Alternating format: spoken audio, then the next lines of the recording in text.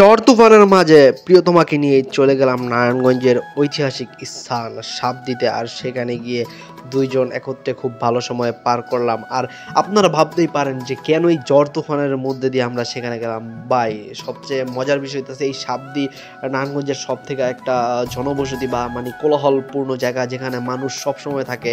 তাই এই বৃষ্টি বা তুফানের মধ্যে মানুষ থাকবে না, আর সাবদির দৃশ্যটা থাকবে অন্যরকম। এই চিন্তা ভাবনা থেকেই বাসা থেকে বের হয়ে পড়লাম ছাতা নিয়ে। যদিও অনেক বৃষ্টি হইতেছিল, ভাবতেছিলাম ভিজি সমস্যা নাই, কিন্তু এই ওয়েদারটা আর এই ফিলটা কোথাও পাবো না। সো যেই কাজ সেই অনুযায়ী বের হয়ে পড়লাম বাসা থেকে। আর পেয়ে গেলাম একটা অটো। সেখানে আমাদের সাথী ছিল আমাদের ভাগ্নি রাদিয়া, তাকে নিয়ে আমরা অটো দিয়ে চলতেই থাকলাম। আর মাঝপথে বৃষ্টি অনেকটাই বেড়ে গিয়েছিল, তাও আমরা কোনো থামাথামি করলাম না, ডাইরেক্ট চলে গেলাম সাবদি। আর সেখানে গিয়ে দেখলাম যে নদীর আবহাওয়াটা, আর নদী অনেক শান্ত, চারিদিকে ঝুম বৃষ্টি হচ্ছে। আর সেখান থেকে চলে গেলাম ডিরেক্ট জাল্লাপাড়া, হ্যাঁ সাবদির মেইন স্পট। আর সেখানে গিয়ে আমরা ঘোরাঘুরি করতেছিলাম, ভিডিও টিডিও করতেছিলাম। আর এর মাঝে আমাদের সাবদির যেই দোকানগুলো আছে ফুচকা ডাকতেছিল, মামা বসেন বসেন।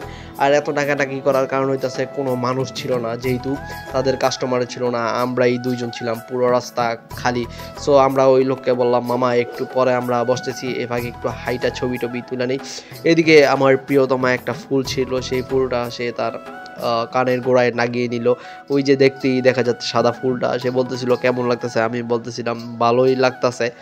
এই প্রথম বৃষ্টি উপভোগ করতে প্রিয় মানুষকে নিয়ে বের হলাম, এর আগে বের হওয়া হয়নি। আর এর আগে বললো ভুল হবে, 1.5 বছর পর প্রিয় মানুষকে নিয়ে বের হলাম। আর তার অন্যতম কারণ হইতেছে যে আমি যখন জানতে পারলাম আমার ছেলে হবে, তখন থেকে পুরো ঘোরাঘুরি জার্নি টার্নি সব কিছু অফ করে দিয়েছি। 1.5 বছর কোথাও বের হয়নি, যেহেতু আমার ছেলের এখন 6 মাস পূর্ণ হয়েছে, সে বাইরের খাবার খায়, তাই বের হলাম। আর বের হয়ে আমার প্রিয়তমার জন্য একটি ফুল কিনলাম, আর সেই ফুলটা আমি খুব সুন্দর করে তার হাতে বেঁধে দিলাম। আর আপনারা দেখতেই পাইতেছেন। আর এইটা জিনিসটা দেখে আমার ওয়াইফও খুব খুশি। আর এদিকে আমার ভাগ্নি টিকটকার, সে যেখানে থাকে সেখানে টিকটক শুরু করে দেয়। যাই হোক, রাদিয়ার থেকে ইন্সপায়ার্ড হয়ে আমিও একটা টিকটক করলাম। টিকটক বললে ভুল হবে, হুদাই আমার ওয়াইফকে নিয়ে ঘুরাইলাম, কিন্তু সে ঘুরতে ঘুরতে পড়ে গেল। কারণ হইতেছে তার ওজনটা একটু বাইরে গেছে। আপনারা সবাই জানেন ছেলে টেলে হইলে ওজন টোজন বেড়ে যায়। তো আমরা এর মাঝে একটা রেস্টুরেন্টে ফুচকা আর পানি টানি খাওয়ার জন্য উঠে গেলাম। সেখানে গিয়ে দেখলাম খুব সুন্দর করে সাজানো আছে জায়গাটা, তাই সেই জায়গায় বসে কিছু ছবি টবি তোলা শুরু করলাম। তো যাই হোক, সেখান থেকে নামার জন্য রেডি ছিলাম, কিন্তু ভাই জায়গাটা খুবই পিছলা ছিল, এর জন্য আমি প্রিয় মানুষকে হাত ধরে ধরে নামিয়ে দিচ্ছিলাম। ব্যাপারটা খুবই রোমান্টিক, তাই না? যাই হোক, আমরা খাবার অর্ডার দিয়েছি, মানে ফুচকা। সো ফুচকা আসতে অনেক দেরি হইতেছিল ভাই, এতটা দেরি যে লাগবে তার অন্যতম কারণ হইতেছে পুরো সাবদি খালি। আর বেড়ারা ভাবছে যে বেচা কিনা হবে না, তাই তারা সব কিছুই বানায় নেই। সো বললো যে আপনারা একটু অপেক্ষা করুন, আমরা ফুচকা বানাচ্ছি। এই ফাঁকে আমরা বিভিন্ন জায়গায় একটু ঘুরে টুরে ফিল নিচ্ছিলাম, আর ভাবতেছিলাম যে কেন ফুচকাটা হয় না। তার অন্যতম একটা কারণ ছিল, আমাদের ছেলেকে আমরা বাসায় রেখে আসছিলাম, কারণ এই বৃষ্টিতে ছেলেকে নিয়ে তো বের হওয়া যাবে না। যাক, অবশেষে আমাদের ফুচকাটা চলে আসছে, আর আমরা ফুচকাটা খাইলাম। কিন্তু খাওয়ার পর অনুভূতি ছিল জঘন্য, কারণ এত ঝাল বানাইছে, আর ফুচকার কোনো স্বাদই ছিল না, খুব বাজে টেস্ট ছিল। যাই হোক, ফুচকা খাওয়া শেষে আমরা সাবদির ঐতিহ্যবাহী একটা চায়ের দোকানে চলে গেলাম, যেখানে নাকি মালাই চা বিক্রি করা হয়। সো এটা নতুন হয়েছে, তো চাটা খাওয়ার জন্য আমরা বসেছিলাম।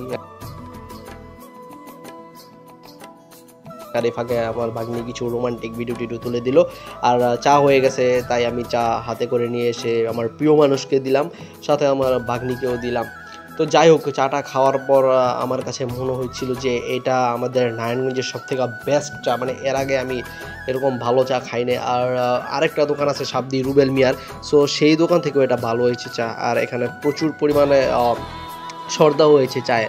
সো এটা আমরা নদীর পাড়ে বসে খাচ্ছিলাম আর ফিল নিচ্ছিলাম। যাই হোক, আমার কাঁধে ছিল আমার ওয়াইফের ব্যাগ, এটা থেকে অনেকে মজা নিতে পারেন। যাই হোক, মজা নেন, ভালো থাকেন।